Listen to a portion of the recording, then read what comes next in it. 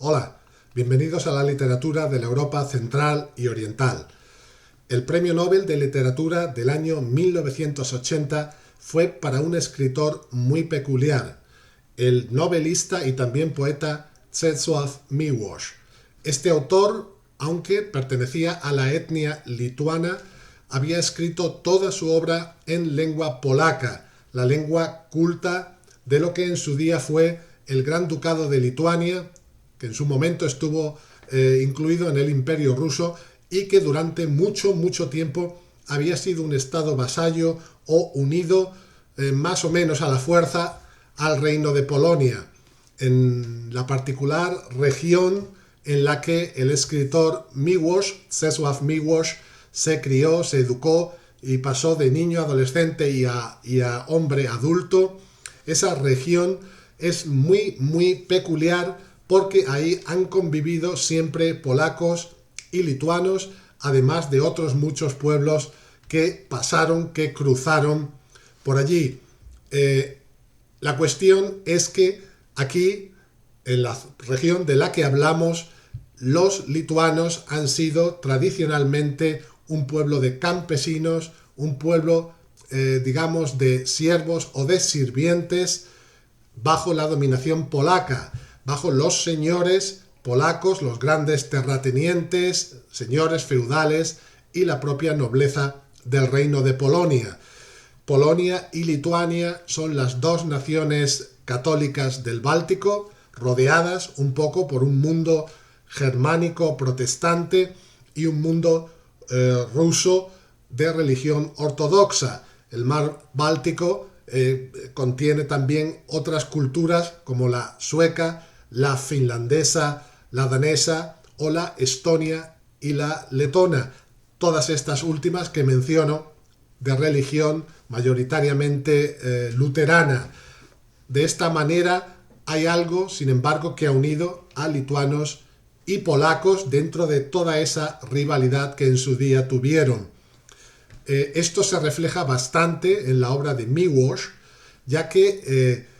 él creció desde muy niño con esta idea de que los lituanos eran un pueblo más o menos sometido y de que debían ir quitándose un poco de encima esa dominación de los eslavos. Parece, por todo lo que se nos dice en algunos de los recuerdos que él tiene de la infancia, que para muchos nacionalistas lituanos, digamos separatistas también, la forma de alcanzar la independencia era más bien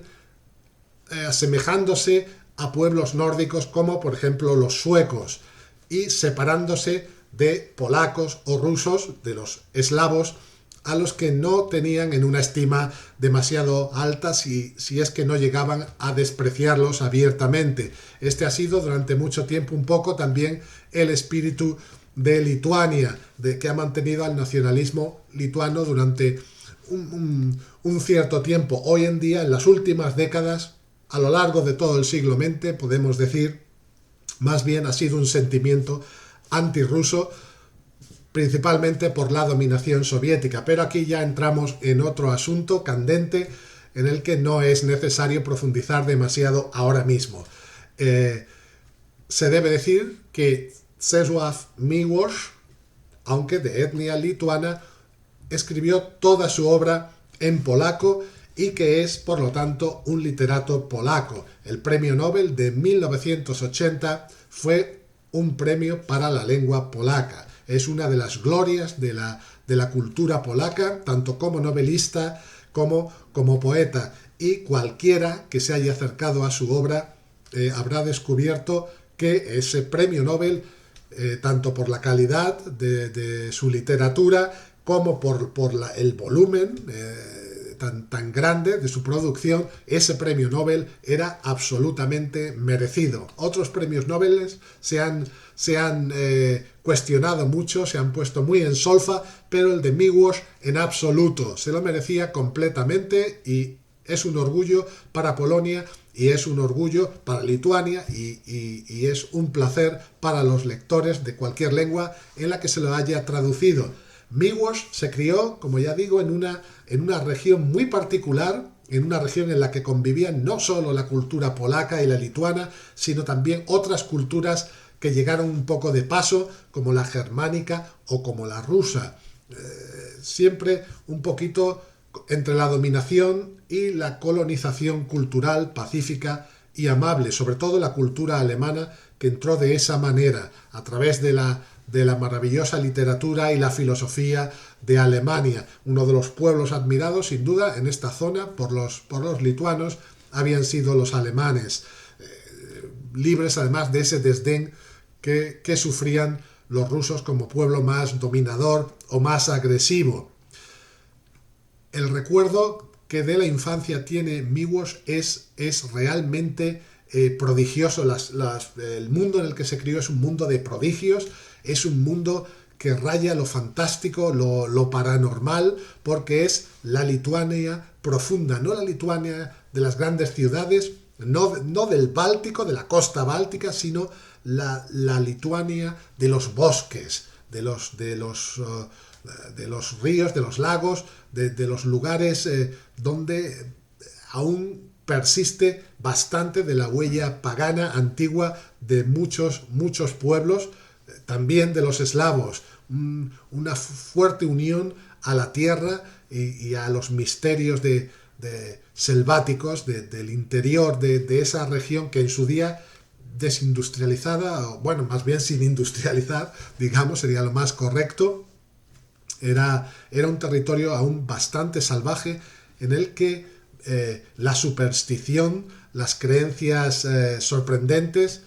como digo, lo prodigioso, lo mágico, vivían absolutamente. Y a ese mundo increíble, irrepetible y desaparecido, sin duda, pertenecen, a esos recuerdos,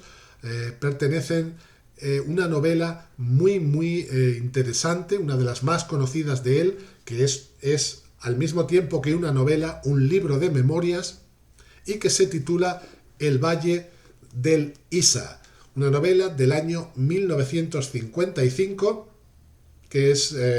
junto con la novela El poder cambia de manos, sin duda la obra narrativa más conocida de este interesantísimo autor. En El Valle del Isa nos cuenta la historia de un niño que se llama Tomás,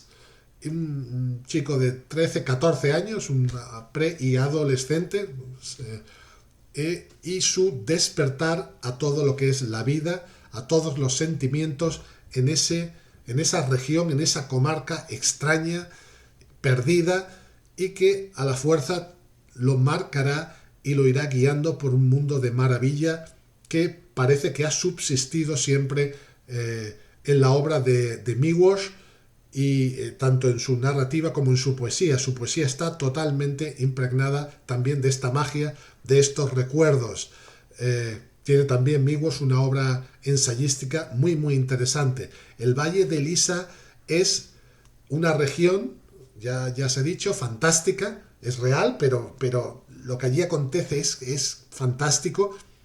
y se nos dice que es una región en la que viven los demonios, que es una zona habitada, muy habitada por los demonios, y de hecho en esta región se producen apariciones fantasmales,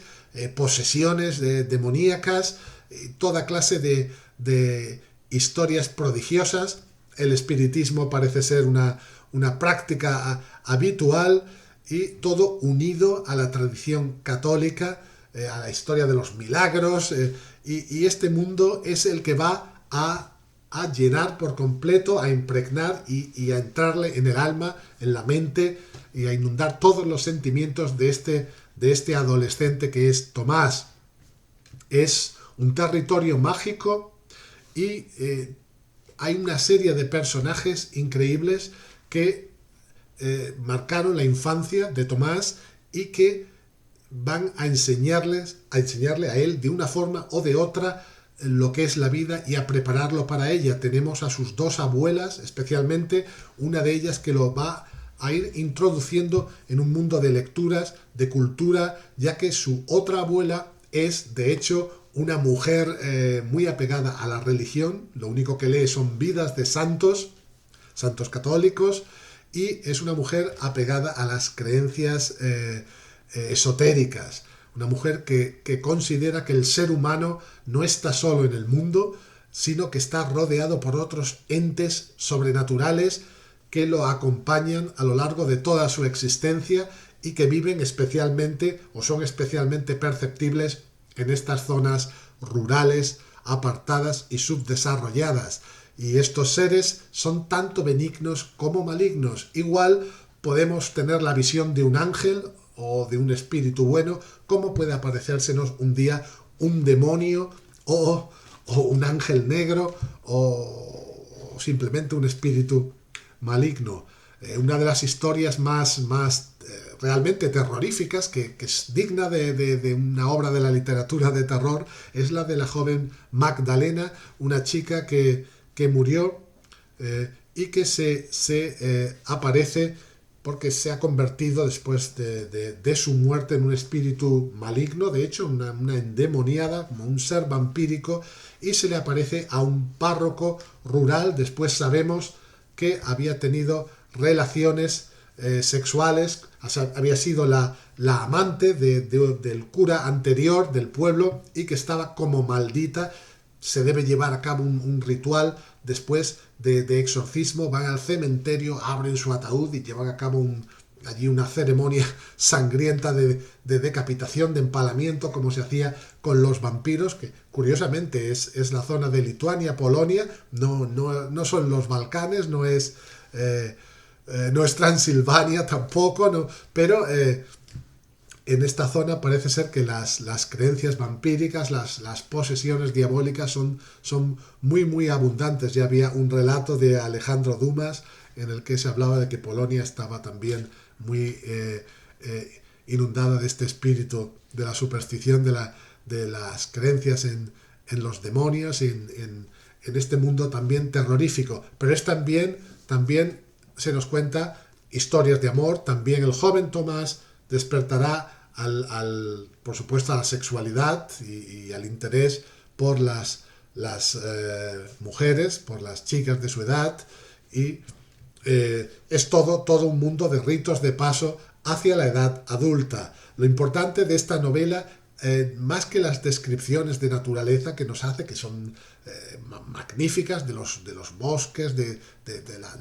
la flora, es esa unión del ser humano con ellas y esa presencia luminosa de algo que se mueve y que está vivo ahí. Nos narra la llegada de la Segunda Guerra Mundial, la llegada de los alemanes, todos los cambios que ha sufrido esta región, porque Czesław Miłosz vivió esto de manera muy directa. Él, en cuanto a la relación con su gente, con su pueblo, fue también muy ambiguo, porque comenzó ya de estudiante a entrar en una especie de ateísmo cada vez mayor, escepticismo, simpatías por el Partido Comunista ahora, o alejamiento después, para volver poco a poco a las tradiciones de su tierra. Por esta razón no debió ser un escritor demasiado querido por el régimen socialista oficial de la República de Polonia, en la que finalmente tuvo que vivir. En el año 1980 Polonia era aún, oficialmente por supuesto, un estado comunista. No importaba lo que sus ciudadanos quisieran o pensaran. Lo mismo ocurría con Lituania. Ya Miłosz era polaco, era además ciudadano polaco, y como polaco recogió el Premio Nobel de Literatura. El escritor, aunque muy traducido al español, aunque también muy leído, muy apreciado por ciertos lectores, por desgracia, es también muy desconocido por otros muchos grandes lectores, tal vez porque la literatura de esta zona del mundo, la literatura de Polonia,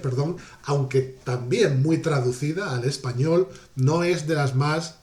apreciadas. Y creo que el lector, cualquiera que lea a este autor, lo creerá también, debe descubrir a Czesław Miłosz. Es un nombre muy curioso, porque la L del apellido es muda, no suena, no es Milos, aunque no pasaría nada porque lo pronunciáramos así, pero yo lo he oído pronunciar a polacos y es Miłosz como se pronuncia. No tiene importancia, por supuesto, sobre todo porque yo lo he leído traducido, evidentemente yo no lo he leído en polaco. Entonces, que cada uno lo pronuncie naturalmente como buenamente pueda, porque de todas formas